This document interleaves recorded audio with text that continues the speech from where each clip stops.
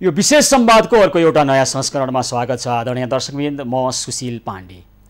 विभेद र विविधतालाई सम्बोधन गर्नका निमित्त नेपालमा संघीयताको कार्यान्वयन भएको हो, अवलम्बन गरिएको हो संघीयतालाई।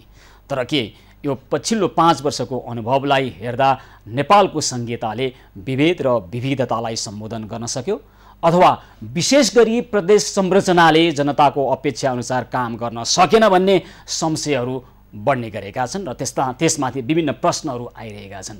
के साँचो अर्थमा नेपालको संघीयताले र विशेष गरी प्रदेश संरचनाले जनताको अपेक्षा अनुसार काम गर्न नसकेकै हो त?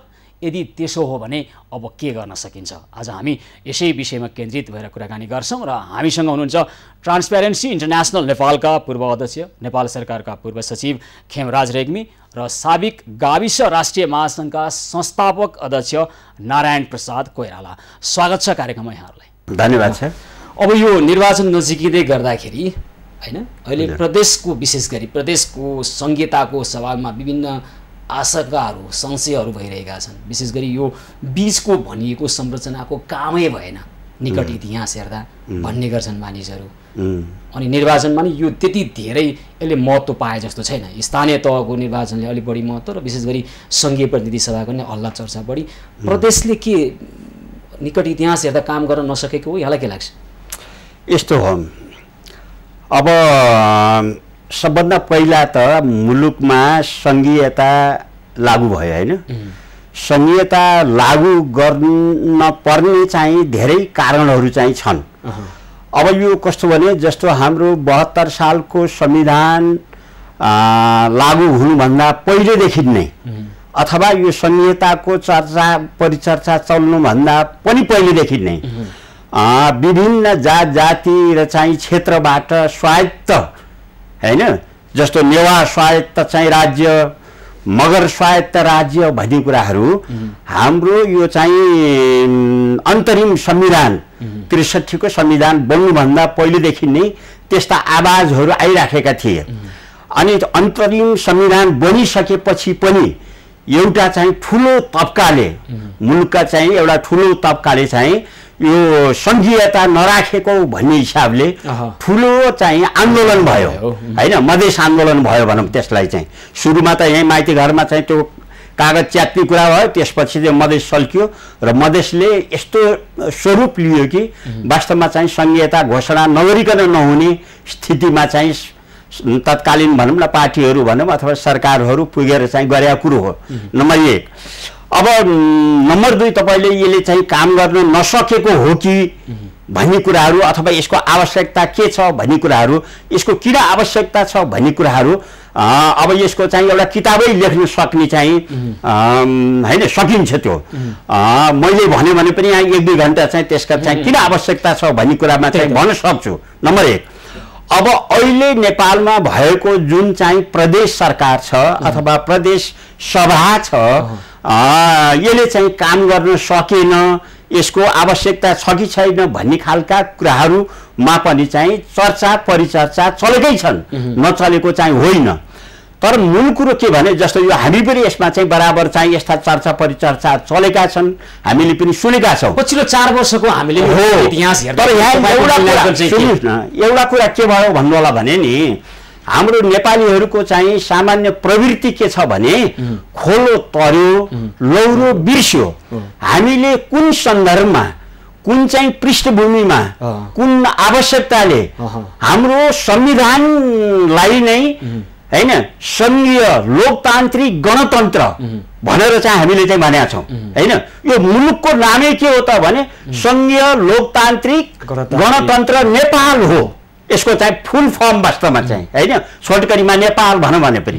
त्यसो हुनाले त्यो संघीयता हाम्रो चाहिँ संविधानको अभिन्न अङ्ग मात्र होइन, हाम्रा विगतका विभिन्न आन्दोलनहरू सङ्घर्षहरू ती सबैको चाहिँ एउटा चाहिँ हैन परिणाम स्वरूप चाहिँ आएको कुरो हो यो चाहिँ। त्यसो हुनाले अब अहिले चाहिँ तर यो 4 वर्षले के हो, यसले के देखायो भन्नु होला भने सुन्नुहोस्, हो त्यो चाहिँ मैले के भन्न खोजेको थिएँ, यो सबै पृष्ठभूमि के भन्न खोजेको थिएँ भने हाम्रा नेताहरूले खोलो तर्यो लौरो बिर्स्यो भन्ने चाहिँ गरे। उनीहरूमा हिजोको जुन चाहिँ केन्द्रीकृत मानसिक ऊ चाहिँ सोचाइ हो है एकात्मक राज्य व्यवस्थामा जुन उनीहरू चाहिँ अभ्यस्त भइसकेको चाहिँ मानसिकता हो त्यसबाट उनीहरू परिवर्तित हुन सकेनन्। यो नसकेको कारणले के गरे त भने त्यत्रो संविधान सभाले बनाएको संविधान बमोजिम पनि चाहिँ प्रदेश सभालाई जुन जुन अधिकारहरू चाहिँ दिनुपर्ने थियो केन्द्रले कानुन बनाएर हैन अधिकारहरू चाहिँ प्रत्यार्पण गर्नुपर्ने थियो कानुन बनाएर हैन त्यो चाहिँ नदिएको कारणले गर्दाखेरि अहिले के भयो त भने उनीहरूलाई चाहिँ कानुन पनि दिएन कानुन भनेको अधिकार पनि दिएन नम्बर 1 नम्बर 2 चाहिँ स्रोत र साधन पनि चाहिँ दिएन र तेस्रो कुरो चाहिँ जनशक्ति पनि चाहिँ दिएन पर्याप्त मात्रामा। अहिले 10,000 चाहिँ बल्ल चाहिँ हिजोदेखि खुल्यो भनिन्छ त्यो अधिकांश मान्छेहरू के हुन् भने प्रदेश स्तरमा काम गर्ने कर्मचारी केन्द्रीकृत मानसिकताले हो बनाउने काम केन्द्रीकृत मानसिकताले गर्दा उनीहरूमा के भयो भने यो चाहिँ प्रदेश सभा भनेको यो चाहिँ केन्द्रीय सरकारको एउटा चाहिँ इकाइ हो भन्नेमा चाहिँ पुगे। त्यसो हुनाले काम गर्न सक्यो हो यो चाहिँ के भने केन्द्रीय सरकारको गलत नीति गलत प्रवृत्तिका कारणले गर्दा अहिले प्रदेशको औचित्य छैन सान्दर्भिकता भएन हैन सन्दर्भ छ औचित्य पनि छ तर कुरो के हो भन्दाखेरि चाहिँ केन्द्रीय सरकारले हिजोको केन्द्रीय मानसिकताले एकात्मक शासन व्यवस्था को ह्याङओभर नभएकाले चाहिँ त्यसलाई चाहिँ पङ्गु बनाउने चाहिँ प्रयासहरू भयो। ल साबिक गाविस राष्ट्रिय महासङ्घका संस्थापक अध्यक्ष हुनुहुन्छ नारायण प्रसाद कोइराला तपाईलाई हिजोको एक खालको विकेन्द्रीकरण अन्तर्गतको स्थानीय निकायको पनि अनुभव छ हैन र अहिले हामी स्थानीय तहको पनि अभ्यास गर्यौं र संघीय संरचना अन्तर्गतको प्रदेशको पनि हामीले नजिकबाट हेरिरहेका छौं र संघीय सरकार त छँदैछ हैन के लागिराखेको छ यतिखेर पछिल्लो 4 वर्षको यो निकट इतिहास हेर्दा हाम्रो संघीयताको संरचना विशेष गरी केन्द्र बीचमा रहेको भनिएको यो प्रदेशको संरचनाले अपेक्षित काम गर्न सक्यो या सकेन? तपाईले यसको औचित्य पुष्टि गर्ने हिसाबले प्रश्न गर्नुभयो कुरा के हो भने कुनै पनि देशमा कुनै पनि सिस्टम त्यो एडप्ट गरिन्छ नि त्यसको सबभन्दा फन्डामेन्टल कुरा के हो भनेदेखि तपाईको त्यसको पहिला भू राजनीतिक अवस्थिति कस्तो ठाउँमा छ एक त्यसको भित्रको सामर्थ्यता कति हो सामर्थ्य इन्टरनल क्यापेसिटी भनौँ न आन्तरिक क्षमता कति हो त्यो क्षमतामा तपाईको रिसोर्स पनि पर्छ त्यसपछि गएर त्यहाँ अरू पनि फ्याक्टरहरू छन् हैन त्यो कस्तो छ त्यसलाई थ्याक्छ कि थ्याक्दैन त्यो तदनुरूप हुन्छ कि हुँदैन भनेर चाहिँ पहिला संरचना तय गर्नुपर्ने थियो।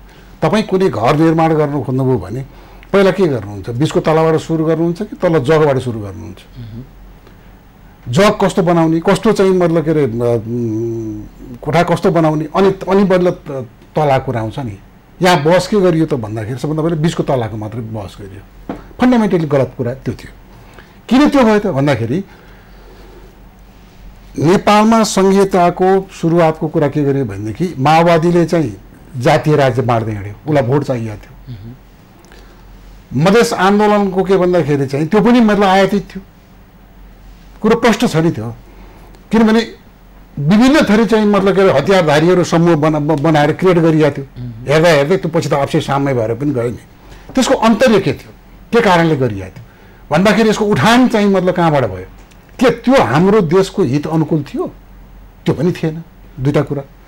तेस्रो कुरो के हो भने संघीयता विश्वमा लागू भएका 37वटा देश करिब करिब भन्नुहोस् न के कारणले संघीयता लागू गरेका छन् भन्दा साना साना देशहरू आफ्नो अस्तित्व जोगाउनको लागि युनाइट हुने सन्दर्भलाई लिएर चाहिँ होल्डिङ टुगेदर र गेटिङ टुगेदर त्यस्तो परिभाषा भन्न जाउँ न कोही कन्सेप्टमा गएको थियो कि नेपालमा त्यो कन्सेप्ट थियो विभिन्न आधारमा हुन्छ नेपालमा चाहिँ विविधतालाई सम्बोधन गर्ने त्यो त किरो गइन हैन मलाई भन्न दिनुस् चाहिँ के हो भन्न दिनुस् प्रश्न चाहिँ के हो भने पहिले भन्न दिनुस् 4 वर्ष पुरा गर्नु यहाँबाट सुरु गर्दा सही हुन्छ तपाईले सही हुन्छ तपाई यहाँबाट सुरु गर्दा सुन्नु भन्दाखेरि के जवाफ दिनु सही हुन्छ के यहाँबाट सुरु मैले बुझे तपाईको आउँदै छु म तपाईको 4 वर्षको तपाई एक क्वेशन सोध्नु भयो मलाई पुरा गर्न दिनुस् तपाई 4 वर्षको निकट इतिहास हेर्दा तपाईलाई के लाग्यो यसले काम गर्न सके जस्तो लाग्यो अथवा सकेन जस्तो लाग्यो? हेर्नुस् पहिला पुरा गर्नु यहाँबाट भन्नुस् न सकेको सकेन भनेर भन्नुस् त सकेको छैन त तपाईँ हामी स्वीकार गर्नु यो कुनै पनि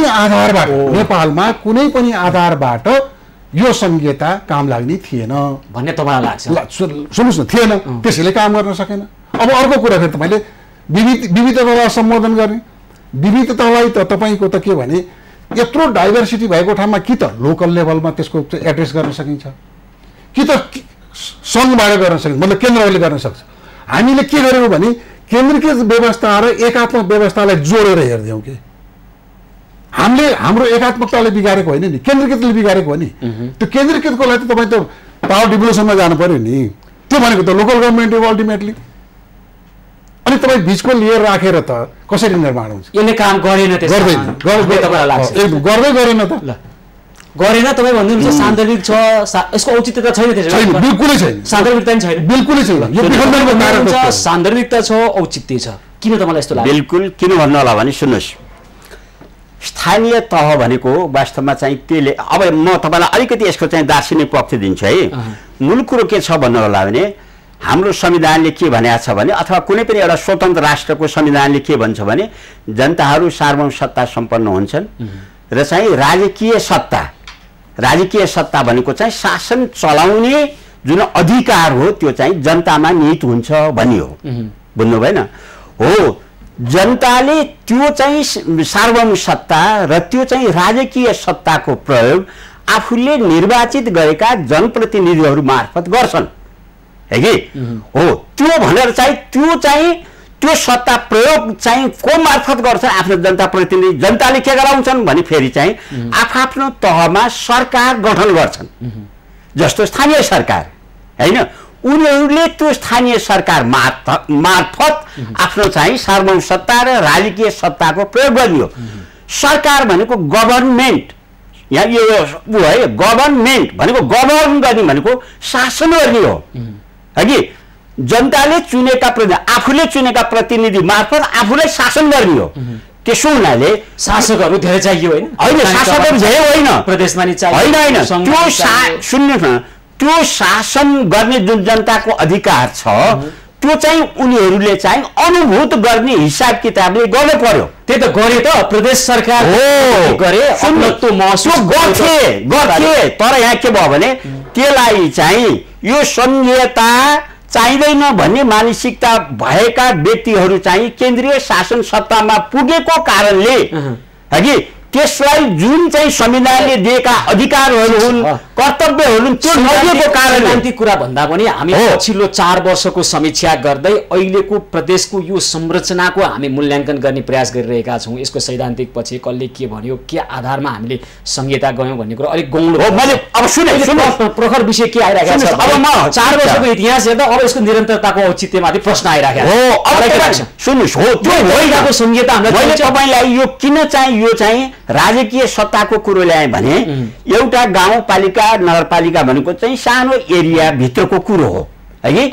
अनि त्यहाँ पनि उनीहरूले आफ्नो राजकीय सत्ताको प्रयोग गर्छन्। प्रश्न जवाफ दिनुहोस् न, यही तरिकाको यही शैलीको संहिता हामीलाई प्रदेश चाहिन्छ चाहिँदैन? चाहिन्छ, बिल्कुलै यही शैलीको। खालि कुरो के भने हामीले अधिकारै नदिएर, स्रोतै नदिएर, कर्मचारीले नदिएर गर्ने हो भने त अर्थ नहोला। यही तरिकाको भनेको स्रोत नदिने, कर्मचारी नदिने, के पनि नदिने, यही तरिकाको चाहिन्छ। तर त्यो गर्नु हुँदैन। जस्तो सुन्नुहोस् न, भए पनि गर्नु हुन्छ हुँदैन फरक पाटो, गर्नेवाला त्यही छन्। यो प्रकृतिको हिजो के भयो भन्नु होला भने, साँच्चै भन्यो भने हिजो के भयो भने संघीयता विरोधी व्यक्तिको चाहिँ नेतृत्वमा चाहिँ संघीय सरकार बन्यो। उसले वास्तवमा के गर्यो भने यिनीहरूलाई त केन्द्रको चाहिँ प्रशासनिक इकाइ हुन् भन्ने हिसाबले हेऱ्यो, सोच्यो र त्यो अनुसार भन्यो पनि। त्यही त। जस्तै एउटा उदाहरणको लागि भन्नुहोस् न, संविधानमा के लेख्नु छ भने त्यो प्रदेशको शान्ति सुरक्षाको जिम्मा कसलाई दिएको छ भन्नु होला भनेदेखिलाई चाहिँ प्रदेश सरकारलाई दिएको छ, है कि। प्रदेश सरकारले प्रहरी प्रशासन उसैले सञ्चालन गर्न पाउने हुन्छ। अहिलेसम्म दियो दिएन, अहिले के गर्नु पर्यो? अथवा लिने प्रयास गरियो, अथवा त्यो विषयमा त्यसको आवश्यकता र औचित्यको विषयमा कम्तीमा जनप्रतिनिधिको थलो प्रदेश स्तरको प्रदेश सभामा गहन छलफल कहियो उठ्यो। सबै गृहमन्त्रीहरूले संयुक्त रूपमा चाहिँ आवाज उठाएका छन्, मुख्यमन्त्रीहरूले आवाज उठाएका छन्।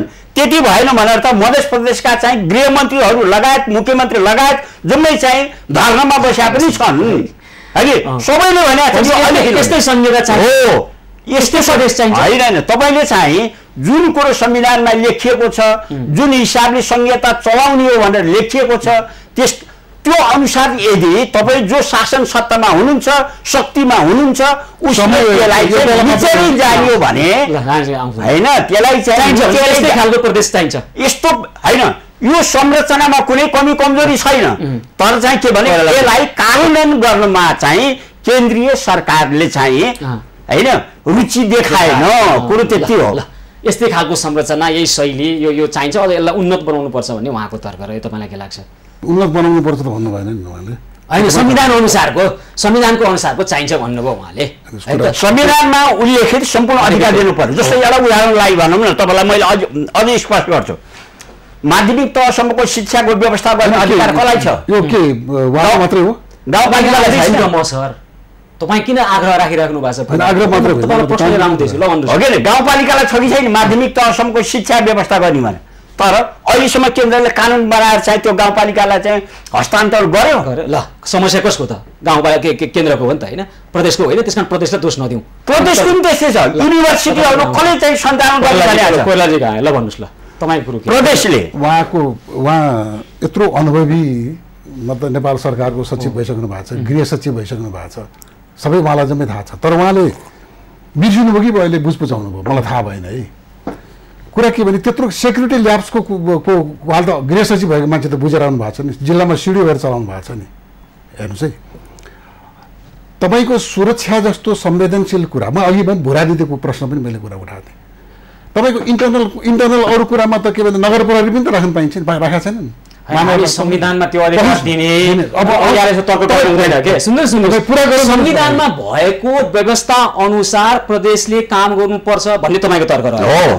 तपाईँलाई के लाग्छ, अहिले संवैधानिक जुन व्यवस्था छ त्यो अनुसार काम गर्नु दिनु हुँदैन प्रदेशलाई भन्ने हो तपाईँको कुरा?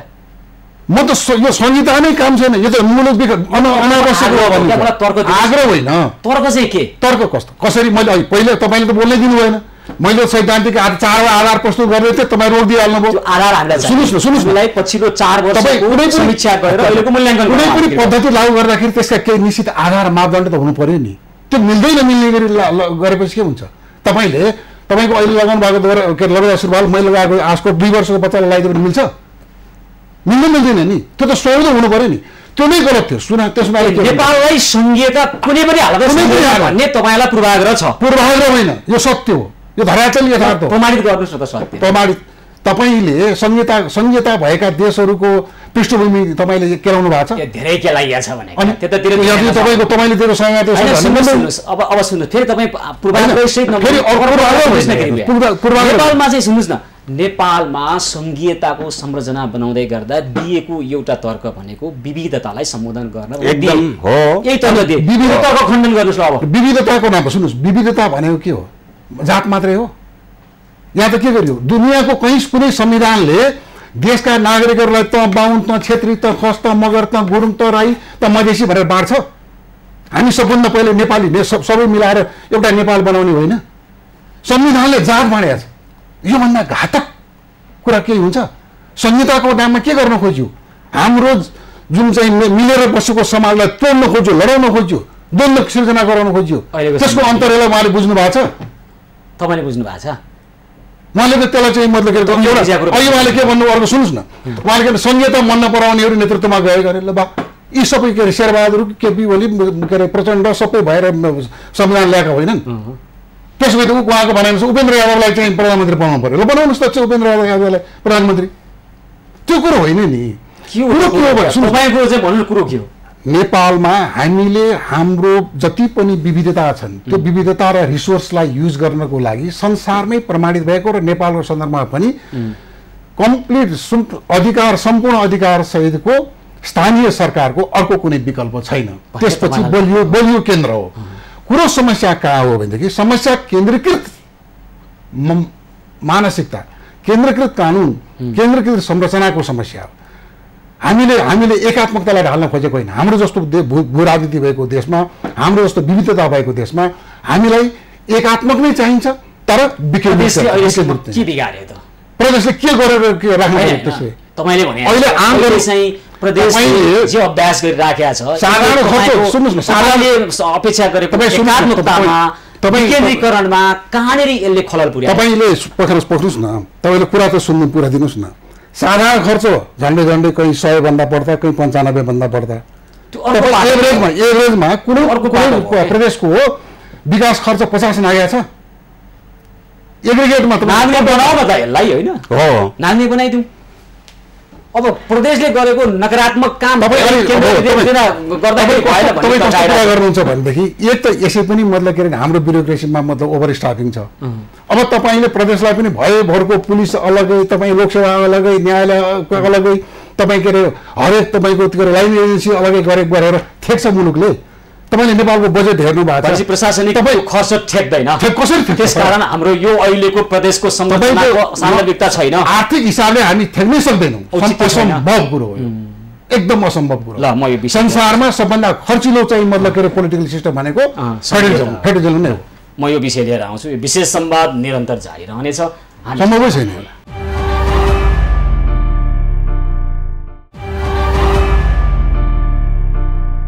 यो विशेष संवादको अर्को एउटा नयाँ संस्करणमा पुनः स्वागत छ आदरणीय दर्शकवृन्द। आज हामी कुराकानी गरिरहेका छौँ पछिल्लो 4 वर्षको निकट इतिहासको समीक्षा गर्ने हो भने के नेपालमा संघीयता र विशेष गरी प्रदेश संरचनाले अपेक्षित काम गर्न सक्यो या सकेन, यसै विषयमा कुराकानी गर्नका निमित्त आज हामीसँग हुनुहुन्छ ट्रान्सपेरेन्सी इन्टरनेसनल नेपालका पूर्व अध्यक्ष, नेपाल सरकारका पूर्व सचिव खेमराज रेग्मी र साबिक गाविस राष्ट्रिय महासङ्घका संस्थापक अध्यक्ष नारायण प्रसाद कोइराला। ल रेग्मीजी, तपाईँलाई अझै पनि यो संहिताले काम गर्छ, गरी खान्छ भन्ने लाग्छ यो प्रदेशले विशेष गरी? होइन, बिल्कुलै गरी खानु पर्छ, नत्र उपाय छैन। अरू गरी खान दिएका छैनन् र यो गरी खान दिने वातावरण बनाउन चाहिँ सम्पूर्ण चाहिँ संहिता प्रेमी मान्छेहरू लाग्नुपर्छ। संहिताले प्रेम चाहिँ हो, सुन्नुहोस् किन छ हो, 4 वर्ष हेर्दा प्रेम गरौँ होइन लाग्नु लागेको छ कहिलेलाई, होइन केहीलाई लागेको छ। त्यहाँबाट खान पाइयो, होइन खानामा गाडी चढ्न पाइयो, मन्त्री हुन पाइयो, होइन तपाईँले यसलाई चाहिँ यति जनतालाई के गर्यो भने यो प्रदेश संरचनालाई तपाईँले यसलाई यति सर्फेसियल यति सतही हिसाबले नहेरौँ। मान्छेको सबैभन्दा ठुलो कुरो के हो भन्नु होला भने स्वायत्तता र स्वतन्त्रता भन्ने कुरो सबभन्दा ठुलो कुरो हो।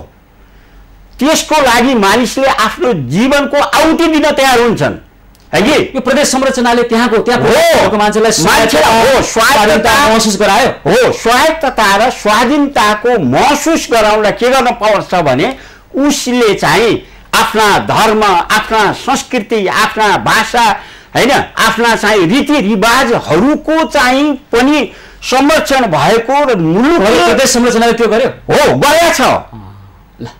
त्यसो सुन्नु, त्यसो हुँदाखेरि त्यो चाहिँ जुन चाहिँ विविधता हाम्रो मुलुकमा छ नि, त्यो विविधतालाई त्यसको संरक्षण भएको छ।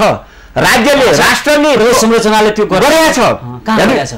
तपाईँले चाहिँ सायद के अरे पूर्वी एरियामा के अरे पूर्वी भेगमा हेर्नुहोस्, उनीहरूले आफ्नो भाषा होइन संस्कृतिको संरक्षणको लागि गरेका छन्। स्थानीय तहबाटै हुनसक्छ त्यो त। त्यो स्थानीय तहले चाहिँ सानो एरिया ओगटेको हुन्छ, होइन तपाईँलाई उदाहरण सबैमा हुन्छ नि, सबैमा स्थानीय तह छ नि। जस्तो गण्डकी प्रदेशले त्यहाँ मुख्य चाहिँ भनौँ हुन त बाहुन क्षेत्रीहरूको सङ्ख्या धेरै छ, तर चाहिँ मुख्य जातीय चाहिँ कुन जातको बढी छ त भन्दाखेरि गुरुङ जातिको चाहिँ सङ्ख्या चाहिँ होइन त्यो क्षेत्रमा बढी बसोबास छ पनि गुरुङ सभ्यता भनौँ त्यहाँ उनीहरूले चाहिँ त्यहाँ आफ्नो भाषा संस्कृति होइन रहन सहनलाई बढावा दिनको लागि त्यो चाहिँ प्रदेशले चाहिँ गरेका कयौं कार्यक्रमहरू चाहिँ छन्। उनीहरूले चाहिँ कयौं चाहिँ त्यहाँ भाषा संस्कृतिलाई संरक्षणको लागि पनि भाषा संस्कृति रहन सहन हैन यो सबैको रहन यसलाई चाहिँ संरक्षण गरेर उनीहरूको स्वायत्तता र स्वाधीनताको चाहिँ संरक्षण चाहिँ गर्न चाहन्छन्। जो चाहिँ कुरो त्यस्तो छ कि सबै काम गर्न सक्दैन, केन्द्रले पनि सँगै सबै काम गर्न सक्दैन। त्यसकारण एउटा प्रदेश संरचनाको आवश्यकता छ, विशेष गरी भाषा संस्कृति रहन सहन र त्यहाँको सभ्यताको उजागर र उनीहरूको पहिचानको लागि गर्नका निमित्त पहिचानको लागि हो। तपाईँलाई के लाग्छ? होइन, प्रदेशले गर्ने होइन। कसले गर्ने त? यो कि त केन्द्रले नै गर्ने कि त स्थानीय तहले। केन्द्रभित्र त विविध खालका विविधता हुन्छन्, कसलाई गर्ने? सुन्नुहोस्, त्यही भएर मैले अघि नै के भनेको छु भने हाम्रो देशको मौलिक स्वरूप र सामर्थ्यको कुरा गरेको छु। तपाईँ नेपालमा एउटा मात्र यस्तो जिल्ला हो पाल्पा जिल्ला जहाँ मगरको 51% बहुमत छ। अरू सबै जिल्ला गाउँमा जानुभयो भने लगभग हरेक जाति भेटिन्छन्। होइन, जातिको सङ्ख्याको आधारमा होइन क्या, उहाँले भनेको तपाईँले बुझिदिनु पर्यो, तपाईँले गलत बुझिरहनु। मैले गलत बुझेँ। उहाँले भनेको चाहिँ त्यो क्षेत्रको त्यो संस्कृति सभ्यताको उद्गम स्थल भएको कारणले त्यो क्षेत्रलाई सांस्कृतिक ढङ्गबाट तपाईँले- संरक्षण गर्नका तपाईँ निमित्त सुन्नुहोस्, भन्नुभयो। अनि तपाईँ- सङ्ख्यात्मक जातीय सङ्ख्याको हिसाबले होइन। तपाईँ कुरा त सुनिदिनुहोस् त मेरो। नेपालमा मनाउने दसैँ पनि नेपालीको, लोसार पनि नेपालीको, फागु पनि नेपालीको हो। त्यसलाई तपाईँले क्लासिफाई गुरुङको मगरको किन गराउनुहुन्छ? फेरि गुरुङ सभ्यता छैन, नेवार सभ्यता छैन यहाँ। त्यो त हो त। अहिले सभ्यतालाई उजागर गर्न सुन्नुहोस् न, गर्ने इन्द्र जात्रा नेपालको होइन, तपाईँको के अरे कुमारी जात्रा नेपालको होइन। हामी सबै हो। त्यो सबै सभ्यता अब नेपालकै हो र त हामी त्यो संरचनामा कस्तो राम्रो छौँ। हो। त्यो चिजलाई कि त त्यसको महत्त्व स्थानीय तहले बुझेको हुन्छ। त्यो ध्यानमा उसले समेट्न भ्याउँदैन भन्ने तर्क किन? क्या यहाँ। अब तपाईँ हेर्नुहोस्, उहाँले कस्तो तर्क दिनुभयो भने प्रदेशको भन्दाखेरि तपाईँको लगभग तपाईँको 2टा पालिकाबाट एउटा प्रदेश सांसद जान्छ। अहिले त पालिका पनि ठुलो छ नि। काठमाडौँको 1 नम्बरमा जानुभयो भने प्रदेश क चाहिँ सिङ्गै एउटा वडा हो। वडा अध्यक्षलाई जसले भोट हाल्छ, प्रदेशको चाहिँ मतलब के अरे सांसदलाई पनि त्यही वडाकोले मात्रै भोट हाल्छ, नर्मल। मनाङ मुस्ताङमा जानुभयो भने सांसद सङ्घमा एउटा छ, प्रदेशका 2टा छन्, त्यहाँको जनसङ्ख्या पनि त्यही हेर्नुहोस्। त्यसो हुँदाखेरि मैले अघि नै भनेको छु नि, हरेक दृष्टिकोणले यो हाम्रो नेपाललाई सुहाउँदो गरी न संहिता काम आवश्यक छ, न संहिता तदनुरूप ल्याइयो। त्यसो कस्तो खालको संहिता चाहिन्थ्यो? संहिता नै चाहिँदैन त भनिसकेँ त मैले। म त संहिता नै चाहिँदैन, संहिता प्रदेश खारेज गरिदिए हुन्छ भन्ने मान्छे म त। अहिले त्यस प्रकारको खारेज गरिदियो भने चाहिँ एकदम राम्रो हुन्छ, एकदम राम्रो फलिफाप हुन्छ। प्रदेश खारेज गर्ने तपाईँको के भन्दाखेरि त्यो अधिकार र बजेट चाहिँ स्थानीय तह। हिजो प्रदेश नहुँदाखेरि तपाईँहरू गाविसमा हुँदाखेरि तपाईँ त साबिकको गाविस राष्ट्रिय महासङ्घको त्यतिखेर बजेट पनि फलिफाप थियो। त्यति अब तपाईँ तुलना गर्नु भयो भने फेरि त्यो भन्यो भनेदेखि त्यतिखेर न बजेट थियो। म आउँदा तपाईँको के भने जिल्ला विकास समितिले दिने चाहिँ 8,000 परिषदले पास गरे, गाविसलाई दिने। अनि त्यसपछि के भन्दाखेरि दस्तुर यसो हुन्छ नि, सिफारिस दस्तुरबाट गर्ने गरेर 2025 चाहिँ उठ्थ्यो। Hardly 10,000 11,000 पुग्थेन budget. कलम किन्ने पैसा थिएन, आफ्नो खोल्टीले किन्नु पर्थ्यो। अब त्यो तपाईँको चाहिँ मतलब के अरे गाविस र अहिलेको स्थानीय सरकारको तुलना गर्नुहोस् त। अनि के गर्यो त स्थानीय सरकारले भन्दा अहिले नै जनताको अपेक्षा अनुसार काम गर्न सकिरहेछ होइन? तुलनात्मक रूपमा अहिले पनि म भन्छु, तपाईँले डेटालाई हेर्नुहोस्, तुलनात्मक रूपमा अधिकार दिइसकेर म तुलना किन गर्छु र हिजोको किन तुलना? अहिले नै सुन्नुहोस्, अहिले पनि तपाईँको स्थानीय प्रभावकारी र बजेट खर्च गर्ने क्षमता अहिले पनि तपाईँको सङ्घको पनि छैन, प्रदेशको पनि छैन। बजेट खर्च गर्नु मात्रै विकास हुँदैन नि त सर। तपाईँको बुझाइ बजेट खर्च गर्दै मात्रै हुन्छ? त्यो बजेट कहाँ खर्च गर्ने, के गर्ने, कस्तो नीति बनाउने, हाम्रो लागि शिक्षा कस्तो चाहिन्छ, स्वास्थ्य नीति के चाहिन्छ, हाम्रा क्षमता के हुन् भन्ने कुरामा विचार विमर्श गर्ने थोरै चाहिँदैन? पाण्डेजी, तपाईँले संविधानको त अब त गर्नै पर्यो, तपाईँको धर्म हो त, किनभने एङ्करिङ गर्दाखेरि तपाईँले भन्नै पर्छ होइन? तपाईँले के भन्दाखेरि स्थानीय तहलाई संविधानले जे अधिकार दिएको छ त्यो अधिकारमा रहेर गर्ने हो नि। उसले शिक्षा नीति बनाउने होइन। प्रदेशको त्यो संरचनाले त्यो बनाउँथ्यो नि भने त्यो त स्थानीयले बनाउने होइन, गरेन। प्रदेशले पनि काम गर्नुपर्छ। सुन्नुहोस् न, स्थानीय तहले सबै राम्रो काम गरेका छन्, तुलनात्मक रूपमा नगरेका छैनन्। तर कुरो के हो भने ब्युरोक्रेसी हडल छ। कुनै पनि एउटा तपाईँको कुरा चाहिँ के स्थानीय तहलाई ह्यान्डओभर गरेका छैन। शिक्षा एजुकेसन नाम परिवर्तन गरेर राखिदिएको छ, स्वास्थ्य नाम परिवर्तन गरेर राखिदिएको छ, पछि कर्मचारी तन्त्र अवरोध भयो स्थानीय तहमा। यदि ब्युरोक्रेसीले सुन्नुहोस् न, म ब्युरोक्रेसीले बाधा नदिने हो भने म आउँदैछु तपाईँलाई, ब्युरोक्रेसीले बाधा नदिने हो भनेदेखि अहिले 3टा सरकारमा तुलनात्मक रूपमा सबभन्दा राम्रो काम स्थानीय सरकारले गर्छ। अब म तपाईँलाई उदाहरण दिएर भन्छु। सुन्छु, कुरा के छ भने निक्षेपण भन्छ नि, डिभोल्युसनको एउटा मेजर प्रिन्सिपल मध्ये एउटा प्रिन्सिपल के हो भने डिब्युरोक्राइजेसन भन्छ के, त्यो पनि हो। तर यहाँ के छ भने सब ब्युरोक्रेसी हाबी छ, ब्युरोक्रेसीले पावरै छोड्दैन। कारण त्यो हो। पूर्व कर्मचारी हुनुहुन्छ उहाँ।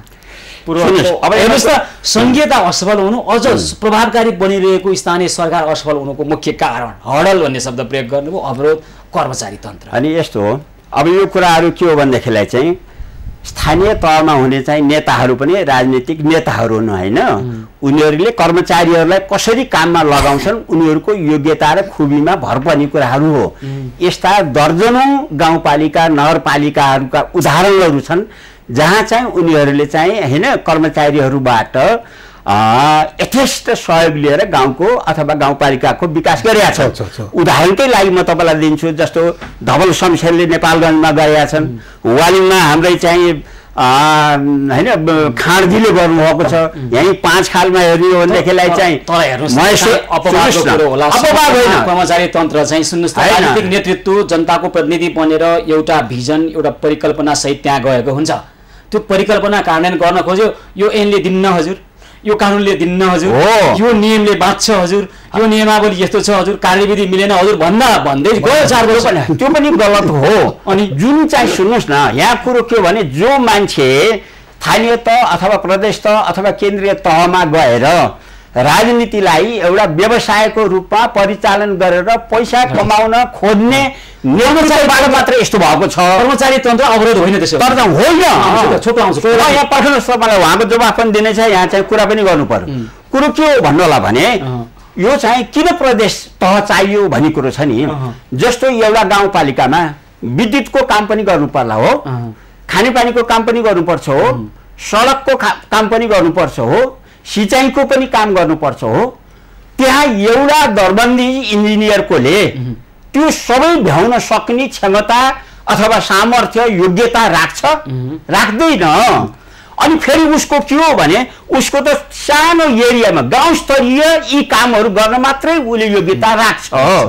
त्यसो हुनाले त्यो चाहिँ के भयो भने तल्लो तहको जनशक्ति मात्रै हुन्छन् गाउँपालिका नगरपालिकाहरूमा हो। अब मध्यम खालको जनशक्ति कहाँ बस्ने, कहाँ राख्ने र तिनीहरूले त्यो पुरा चाहिँ आफ्नो प्रदेशभित्रको चाहिँ यो सबै कुरामा समन्वय गर्ने, सहकार्य गर्ने कसले हो त भन्दाखेरि प्रदेश सरकारले हो। जसलाई उहाँले भन्नु भने सुरक्षाका कुरा चाहिँ मैले धेरै जानेको छु। सुरक्षा त म त धेरै वर्ष गर्छु, मैले आधा जीवन शिक्षा बिताएको छु, आधा सुरक्षामा बिताएको छु। मूल कुरो के हो भन्नु होला भने हामी चाहिँ केन्द्रमा बसेर सबै सुरक्षित हुने। हेर्नुहोस्, म तपाईँले जस्तो यो चाहिँ संहिता नआउनेका कुरा भन्छु। बीचमा के भयो भने बहुदल आउन साथ बीचमा सिडिओ मात्रै भयो। बीचमा चाहिँ के भयो भनेदेखि अञ्चलाधीश तिनीहरू भएनन्, अनि खालि एकैचोटि सचिवमा गयो होइन। त्यो सिडिओले चाहिँ आदेश निर्देश कसबाट लिनु पर्यो त भन्दाखेरि सचिव चाहिँ कहिले हुन्छ कहिले हुन्न, कहिले सुतिया बेला पर्छ, जम्मै त्यस्तो भयो। अनि त्यसपछि त्यो बीचको चाहिँ तह भएन। नहुँदाखेरि यतिसम्म कि केही सिडिओले म एक्स्ट्रा मतलब चाहिँ रिटायर भइसकेको सचिवलाई सोधेर के गर्ने होला सर भनेर पनि निर्णय गरे हो। त्यस्तो अवस्थामा मैले गिरिजाबाबुसँग यो सशस्त्र प्रहरी कार्य दलको प्रतिवेदन तयार गरेर बुझाउँदाखेरि उहाँलाई के भन्यो भने यो बीचको तह नभइकन भएन, यहाँ त पुलिससित सोधेर निर्णय गरे कयौँ चाहिँ के अरे सिडिओहरूले। यहाँ त पुलिस प्रशासन भयो होइन, निजामती प्रशासन भएन भनेपछि अनि त्यहाँ ठिक हो। प्रदेशको बीचको संरचना आवश्यक हो। प्रदेशको चाहिँ हामीले क्षेत्रीय चाहिँ प्रशासक नियुक्ति गरेर यसो गरे हो। त्यसो हुनाले अहिले तपाईँले अहिले पनि भनौँ न जिल्लाको सिडिओलाई शान्ति सुरक्षा जिम्मा दिएको छ होइन। त्यसले एकैचोटि चाहिँ कसैले गृहमन्त्रीसित सम्पर्क गरेर अथवा चाहिँ सचिवसँग गरेर 77 जिल्लाकाले त्यो चाहिँ सम्भव हुन्छ। शान्ति सुरक्षामा के हुन्छ, देन ब्याज निर्णय हुनु पर्ने हुन्छ। भोलि हान्ने कि नहान्ने होइन, थुन्ने कि नथुन्ने, कुनै नेताहरू पर्यो त्यसले उपद्रव मचाउँछ, थुन्ने कि नथुन्ने भन्ने हुन्छ। त्यसो हुनाले उसलाई एउटा चाहिँ ब्याकफोर्स चाहिन्छ। त्यो भनेको कुनै बीचको संरचना आवश्यक छ हो। त्यसो हुनाले प्रदेशको आन्तरिक मन्त्री भनेको चाहिँ वास्तवमा उसको सबभन्दा नजिकको चाहिँ तपाईँले अघि भन्नुभयो कर्मचारी तन्त्रको अवरोधको कारणले स्थानीय तहले गर्न सक्ने जति काम गर्ने। कर्मचारी तन्त्रको अवरोध भएन भने सङ्घीय संरचनाको प्रदेशले पनि राम्रो काम गर्छ। प्रदेश कामै छैन, सुन्नुहोस् न, मैले भने कति पूर्वाग्रही होइन कि म नेपाली हुँ, मेरो देश के गर्दा सुरक्षित हुन्छ म त्यसलाई सोच्छु। तपाईँले मैले अघि नै भने नि संविधान अनुसारको तपाईँले क्वेसन गर्नुपर्ने तपाईँको धर्म हो। म तपाईँलाई त्यसलाई म त्यसमा कुनै विमति जनाउँदिनँ। तर एउटा स्वतन्त्र नागरिक हिसाबले के अरे मेरो देश के गर्दा रहन्छ भने मैले भने उहाँले एउटा ठिक कुरा भन्नुभयो। कुरा के भनेदेखि एउटा हाम्रो देशको सेक्युरिटीको लागि तपाईँको मैले अघि भने नि त विभिन्न डाइभर्सिटीलाई गर्नको लागि एउटा कोअर्डिनेटिङ युनिट चाहिँ खास गरिकन एडमिनिस्ट्रेटिभ सेक्युरिटीको कुरामा अञ्चलाधीश उहाँले खारेज भयो भन्नु नि, त्यो ठिक थियो, त्यो निकाय एकदम ठिक थियो। तर के भने पञ्चायतकालीन भनेर हटाइदिए। राम्रो कुरा छ भने पञ्चायतकालीन भए पनि राख्नु पर्थ्यो, नराम्रो छ भने कुनै बहुदलकालीन वा गणतन्त्रकालीन भनेर पनि राख्न हुँदैन। भनेपछि यो प्रदेशको संरचनाको निरन्तरता भनेको देश अधोगतिमा जानु, आर्थिक दृष्टिकोणबाट यो थ्याक्नै सक्दैन। त्यसकारण यसलाई अन्त्य खारेज गर्ने भन्ने तपाईँलाई लाग्छ? एकदम त्यही हो। हेर्नुहोस् यो एकदम चाहिँ गलत चाहिँ सोच हो। सुन्नुहोस्, मूल कुरो के छ भने यो चाहिँ हाम्रो यहाँको चाहिँ संहिता अघि नै मैले भने हाम्रो विविधतामा एकता ल्याएर मुलुकको अस्तित्व जोगाउने यो चाहिँ साधन हो सैद्धान्तिक दृष्टिकोणबाट हो। तर व्यवहारमा के भयो थाहा छ? एकैछिन प्रदेश सभामा जे जति खालका त्यहाँ नीतिमा कुराकानी गर्नु पर्थ्यो होला, त्यो सम्बन्धित प्रदेशको आवश्यकताको बारेमा कुराकानी गर्नु पर्थ्यो होला होइन, नीति निर्माणमा ध्यान दिनु पर्थ्यो होला। सरकार ढाल्न र बनाउनमा मात्रै बढी खर्च भयो है, कसैले ल्याएको बजेट पारित गर्ने कि नगर्ने भनेर एकदम अल्पकालीन कुरामा मात्रै बढी अल्झिए, बजेटकै दीर्घकालीन रूपमा त्यहाँ सिद्धान्तमा बहस हुन सकेन। हामीलाई चाहिँ यो ढङ्गको बजेट चाहिन्छ भन्ने नि बहस हुन सकेन, जुन ढङ्गबाट अपेक्षा गरेका थिए त्यो भएन नि त। भनेपछि तपाईँ भनिरहनु भएको छ यही ढङ्गको संरचना भने पनि निरन्तरता छ भनेको त अब त्यहाँ कर्मचारीहरूको केही, नेताहरूको केही, आसेपासेहरूले केही खाने बाहेक अर्थको त केही पनि नहुने। आम जनताले चाहिँ के पाउने भयो त नि यो खालको प्रदेशबाट? सुन्नुहोस्, अब के पाउनु दिया छैन नि, त्यो मैले अघि नै भने तपाईँलाई। अनि नदिने प्रदेश किन चाहियो? दिनु पर्यो। सुन्नुहोस् न, के यसको अन्त्यको आवश्यकता भयो? हो, तपाईँले यदि चाहिँ त्यो संविधान बमोजिमको चाहिँ अधिकार नदिने हो भने यहाँ फेरि त्यो आफ्नो स्वायत्तता र स्वतन्त्रताको लागि जुन चाहिँ संविधानको परिशिष्टमै उल्लेख भएका अधिकारहरू प्रयोग नगर्ने प्रदेश सभाले जति काम गर्न सक्थ्यो त्यो अनुसार काम नगर्ने। तपाईँ सुन्नु न, आउ चाहिँ के के 200 को साबुनलाई 500 700 मा किनेको बिल बनाएर खाने, त्यो भ्रष्टाचार आकै हो। दोष चाहिँ संहिताको सङ्घलाई दिने के दिने? त्यो चाहिँ भ्रष्टाचारको पाटो आकै छ। सुन्नु न, त्यो ध्यान क्षमता ऊर्जा लगाछन् त। राष्ट्रिय वन चाहिँ को व्यवस्थापन गर्ने अधिकार चाहिँ प्रान्तलाई छ। अहिलेसम्म कानुन बनाएर दिएन। कानुन बमोजिम प्रयोग गर्न खोज्दाखेरि सागरनाथ वन विकास समितिमा चाहिँ मुद्दा छ अहिलेसम्म चाहिँ उसमा है कि भूमि व्यवस्था सम्बन्धी कुरो चाहिँ प्रदर्शन गर्ने भनेको छ है कि वितरणहरू कसरी गर्ने, सुकुम्बासीलाई कसरी व्यवस्थापन गर्ने, यी सबै कुराहरू प्रदेशले गर्ने भनेको छ। तर केन्द्रले चाहिँ अधिकार प्रत्यावर्तन गरेको छ। यतिसम्म चाहिँ माध्यमिक विद्यालयको परीक्षा सञ्चालन गर्ने कुरा पनि केन्द्रले गरिराखेको छ, अझसम्म प्रदेशलाई दिएको छैन। मैले भने चाहिँ अनि सबैको अधिकारहरू प्रदेशले प्रयोग गर्न पाउने हो भने कायपलट हुन्थ्यो, पाएन। होइन, त्यो गर्न साथ उनीहरू व्यस्त हुन्थे नि, उनीहरूले काम गर्थे, काममा व्यस्त हुन्थे। कामै नभएपछि चाहिँ बदमासी पनि गरे होला। समय दाजुलाई तपाईँ बढी प्रोभाइड गर्नुभएको छ। मैले मजाले समय दिन्छु, तपाईँको तर्क सकिन्छ अनि म के गर्नु? तर्क त अब त के भन्नुहोस् न, त्यस्तो होइन कि अघि तपाईँले एउटा राम्रो प्रश्न गर्नुभएको थियो, दिएको कुरा गर्न नसक्ने अर्कोले भन्ने सत्य कुरा के। उहाँले भन्नु हेर्नुहोस् के भने संविधानमा निकुञ्ज लगायतका सबै आरक्षणहरू त सबै सँगमै छ नि, निकुञ्जहरू हो, सर अरू भन्नु होइन। तपाईँ फेरि अर्को कुरा उहाँले भन्नु, मैले त्यही भएर दाजुले बिर्सनु भयो कि भन्न खोजेँ मैले। तपाईँको वन चाहिँ अहिले पनि वन अहिले प्रदेश मार्फत होइन नि त।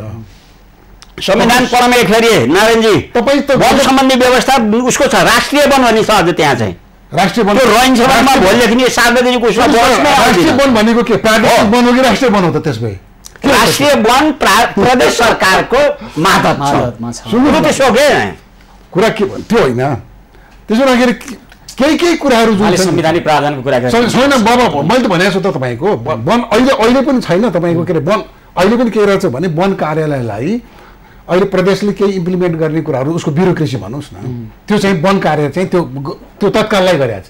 तर त्यसो भनेर उसको मातहतको होइन कि, हेर्नुहोस् है फरक कुरा छ। अहिले पनि शिक्षाको त्यही छ। कुरो के हो सुन्नुहोस् न, कुरा के हो भने निसन्देह सङ्घले स्थानीय सरकार र प्रदेश सरकारलाई दिनुपर्ने कुरो नदिएको सत्य हो, त्यो चाहिँ उहाँले भनेको सत्य हो। त्यो दियो भने चाहिँ प्रदेशले गरी खान्छ, त्यो प्रदेश दिए पनि प्रदेशले गरी खान सक्दैन, किनभने त्यसको संरचना त्यसको इम्प्लिमेन्ट गर्ने तपाईँको के अरे मेकानिजम त हुनु पर्यो नि। अल्टिमेटली भनेको त कन्स्टिट्युन्सी भनेको त लोकल गभर्मेन्ट नै हो नि बाबा। के गरिदियो त त्यसै अब आउँदैछ हेर्नुहोस् न 4मा। हेर्नुहोस्, म एउटा सानो कुरो भन्नु, मलाई एकछिन नरोक्नुहोस् है त। यो संविधानमा संविधान संशोधनको प्रावधान छ कि छैन? छ होइन? उपयुक्त नभएका कुरा संविधान संशोधन हुन सक्दो रहेछ, त्यो संशोधन गरेर फालिदिउँ न त, भइ त हाल्यो नि। के हो त हामीले के भनेको छौँ त? जनतामा निर्भर भएको कुरा हो नि। जनताले यो संविधान संशोधन जनता हो प्रतिनिधि पठायो भने फाल्लान् भोलि होइन। संघीयता मन नपराउनेहरूलाई पठाइदिए भने फाल्लान् नि त, यो त जनताले हो। त मैले फाल्छु भनेर भएन, मैले उहाँले फाल्छु भनेर भएन। त्यस्ता प्रतिनिधि उहाँले भन्नुहुन्छ संहिता मन नपराउनेहरू शासनमा आयो भन्नुहुन्छ। सबै संहितावादी नै छन् अहिले, काङ्ग्रेस संहितावादी प्रदेश संरचनालाई फालिदिनुपर्छ। यो अन्त्यतिरसम्म कार्यक्रमको भन्नुहोस् हाल्नुपर्छ कि पर्दैन? यो के हो भन्नु होला भन्नेखेरिलाई चाहिँ हिजोको चाहिँ कुन स्थिति थियो, मधेस आन्दोलनले चाहिँ कुन स्थिति ल्यायो, जाति जनजातिहरूका चाहिँ आन्दोलनहरूले मुलुकमा कुन स्थिति ल्याएको थियो, उनीहरूका सबै मागहरूलाई चाहिँ सम्बोधन गर्ने एउटा सम्बोधन उनीहरूका मागहरूलाई गरिरहेछ त सम्बोधन होइन, उनीहरूका ती मागहरूलाई अहिलेको संरचनालाई सम्बोधन संरचना बनाएका छन्। उनीहरू यो संरचनालाई चाहिँ फुल फ्लेजेड रूपमा काम गर्न दिन्छ केन्द्रीय सरकारले भन्ने आशामा अहिलेसम्म पनि उनीहरू पर्खेर बसेका छन्। कुराको नि संघीयताको अवधारणा भनेको केन्द्रले काम गर्न दिए काम गरौँला भनेर केन्द्रमा हेर्ने नै होइन क्या, त्यो अवधारणै होइन, आफैले काम गर्ने हो होइन। फङ्सन हुनु काम गर्नलाई स्रोत साधन चाहिएन, जनशक्ति चाहिएन, आफैले सिर्जना गर्ने हो होइन। पाएको अधिकार चाहिँ नगर्ने, नपाएको अधिकार चाहिँ मागेको मागेको जस्तो सुन्नुहोस् न, कर्मचारीहरूको व्यवस्थापन गर्ने प्रदेशको चाहिँ कर्मचारी कसले नियुक्ति गर्ने हो? कर्मचारीले उत्पादक काम गरेका छ कि छैन? प्रदेश सरकारले हो, नि हुँदैन। उहाँपछि कसरी गर्छन्? कस्तो एउटा ठिन्न सचिव बस्यो भने काम गर्छ त्यसले, उसलाई अरू सहयोगीहरू चाहिन्छ। अन्ततर्फसम्म खेमराजी मलाई भनिदिनुहोस् त, भनेको अहिलेको संवैधानिक प्रावधान अनुसार काम गर्न दिइयो भने संघीयता बहुत फलिफाप हुन्छ नेपालमा, प्रदेशले धेरै काम गर्छ भन्ने, धेरै काम गर्न सक्छ र जनताको चाहिँ माझमा गएर, जनताको सामिप्यतामा रहेर जनताका चाहिँ समस्याहरू आवश्यकताहरूलाई परिपूर्ति गर्ने हिसाबले वास्तवमा चाहिँ संघीयताले काम गर्छ। जसरी म तपाईँलाई भन्दैछु है, अझै पनि वास्तवमा चाहिँ गाउँपालिका नगरपालिकालाई केन्द्रले कैयौँ कानुनहरू नबनाइदिएका कारणले उसले पनि फुल फ्लेजेड रूपमा काम गर्न पाएको छैन। हालाकि कैयौँ कुराहरू चाहिँ त्यो पहिलाको चाहिँ अब जस्तो सङ्घीय कानुन बनाएर दियो हुनाले त्यही अन्तर्गत रहेर गरेका छन्, तर उसले पाउने सम्पूर्ण अधिकार अझै पनि पाएको छैन। प्रदेशले त झन् धेरै पाएको छैन, किनभने केन्द्रको सङ्घीय कानुन विपरीत नहुने गरी अनि प्रदेशले कानुन बनाउने हो, प्रदेशको कानुन विपरीत नहुने गरी गाउँपालिकाहरूले चाहिँ बनाउने हो होइन हो। त्यसो हुनाले सुरुवात कहाँबाट गर्छ, मूल कहाँ हो भन्दाखेरि केन्द्रीय सरकार हो। केन्द्रीय सरकार संघीयताप्रति वास्तवमा इमान्दार हुनु पर्यो। अहिले प्रदेशले काम गर्न नसकेको सम्पूर्ण दोष केन्द्रलाई दिएर बस्ने बिल्कुलै हो। ल अन्त्यमा तपाईँबाट कार्यक्रम सक्छु। तपाईँ कस्तो यो के भन्दाखेरि अब समय छैन, समय धेरै उहाँलाई दिनुभएको छ तपाईँले, मलाई बुझेको कुरा हो। बोल्नु त अब तपाईँले अब कुरा के भने जनता के अरे बाबा संसारमा एउटा थ्योरी भन्छ प्रिन्सिपल अफ सब्सिडियारिटी भन्छ कि, संयुक्तताको सिद्धान्त। त्यो सिद्धान्त भनेको त्यो स्थानीय सरकार हो संसारभरि। जति पनि संघीयता भएका देशमा जहाँ तपाईँको स्थानीय सरकारलाई राम्रो पावर डेभलप गरेका छ त्यो देशमा सफलता छ। बुझ्नु होइन? त्यस हुनाले के भने तपाईँ सङ्घ भनेको विकेन्द्रीकरणको एउटा सानो लेयर हो, स्मल युनिट हो क्या, स्मल एउटा मात्रै हो, पार्ट हो। अहिले त विकेन्द्रीकरण मात्रै होइन, अहिले त डिभोल्युसनको कुरा आइसक्यो कि, विकेन्द्रीकरण होइन के तपाईँको के अरे निक्षेपणको कुरा आइसक्यो हो कि होइन? त्यसो हुँदाखेरि घर दैलोको सरकार भन्नुहोस् कि संयुक्तताको सिद्धान्त त्योभन्दा माथिको एउटा संरचना आवश्यक छ भनेर खेमराजी भनिरहनु भएको। एउटा संरचना के भने त्यो संरचना छैन भन्ने मलाई उचित। हाम्रो विविध कारणले गर्दाखेरि एउटा एडमिनिस्ट्रेटिभ कन्ट्रोलको लागि पनि हिजोको जुन अञ्चलाधीश सिस्टम थियो नि, त्यो सिस्टम हाम्रो लागि भयङ्कर उपयुक्त सिस्टम थियो। होइन जनप्रतिनिधिहरू चाहिँ नहुने एउटा कसैले नियुक्त गरेको अञ्चलाधीशले काम गर्छ भन्नुहुन्छ। तपाईँ त लोकतान्त्रिक व्यक्ति, फेरि आफूलाई लोकतान्त्रिक भन्नुहुन्छ। तपाईँहरूले के कस्तो अब मैले अब यहाँ एउटा कुरा के मैले यही कुरा पहिला उठाउँदाखेरि उहाँहरू जस्तो संहितावादीहरूले कुरा गर्नुहुन्थ्यो कि मैले के भन्थेँ भने जनप्रतिनिधि बिनाको सेवा प्रदायक निकायहरू भनेको घोर अप्रजातान्त्रिक हुन्छ, निरङ्कुश हुन्छ। त्यसकारण त्यो राख्नु हुँदैन। किनभने त हिजो अहिले गलत गर्यो। हिजो जिल्लामा के थियो भने सिडिओले पनि जिल्ला विकास समितिसँगको एउटा कोअर्डिनेसनमा जान्थ्यो कि, त्यहाँ एउटा प्रतिनिधि थियो हो कि होइन? त अञ्चलाधीश मैले के भनेको छु, अञ्चलाधीश त्यो डेभलपमेन्टको लागि भनेको होइन, हाम्रो आन्तरिक कतिपय एडमिनिस्ट्रेटिभ कुराको जस्तो उहाँले नै भन्नुभयो नि, त्यसका लागि एउटा के भन्दाखेरि त्यो एडमिनिस्ट्रेटिभ इकाइको रूपमा चाहिन्थ्यो। अब रहेको कुरा के भने संघीयता लागू भइ नसकेको अवस्थामा हो मैले भनेको कुरा। समन्वय गर्ने जिम्मा सुन्नुहोस् न, तपाईँले के सुन्नु पर्यो भने तपाईँलाई भन्नु त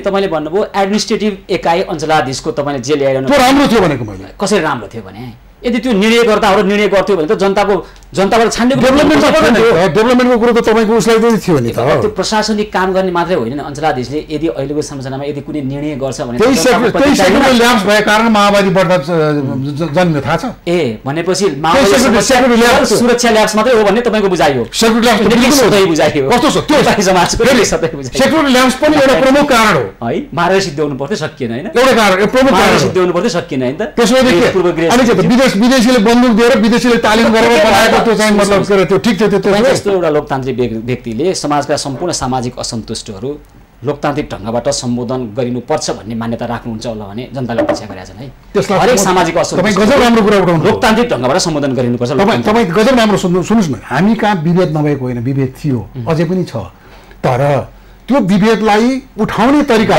समाधानको बाटो गलत गरियो ल यसो गरौँ देशमा अहिले पनि विभेद छ त्यो विभेद र विविधताको सम्बोधन गर्नका निमित्त भनेर संहिताको कार्यान्वयन भएको 4 वर्ष हामीले हेऱ्यौँ यसले अपेक्षित नतिजा दिइरहेको छैन तर हामी अब यतिखेर विवेक नगुमाइकन के गर्दा उपयुक्त हुन्छ भन्ने खालको राम्रो डिस्कोर्सको निर्माण गरौँ त्यो गर्नका निमित्त यहाँहरू जस्तो यो विषयमा चासो राख्ने व्यक्तिहरूले पनि योगदान गर्नुहोस् हाम्रो शुभेच्छा छ समय दिनुभयो दुवैजनालाई धेरै धन्यवाद हस् यो विशेष संवादको अर्को एउटा नयाँ संस्करणमा आज हामीले कुराकानी गऱ्यौँ ट्रान्सपेरेन्सी इन्टरनेसनल नेपालका पूर्व अध्यक्ष नेपाल सरकारका पूर्व सचिव खेमराज रेग्मी र साबिक गाविस राष्ट्रिय महासङ्घका संस्थापक अध्यक्ष नारायण प्रसाद कोइरालासँग आजको कार्यक्रमको समय सकिएको छ कार्यक्रमबाट म सुशील पाण्डे लगायत सम्पूर्ण टिमलाई बिदा दिनुहोस् यहाँहरू भने खबरभित्रको खबरको लागि हेर्दै गर्नुहोला एबी न्युज खबर हस्त नमस्कार।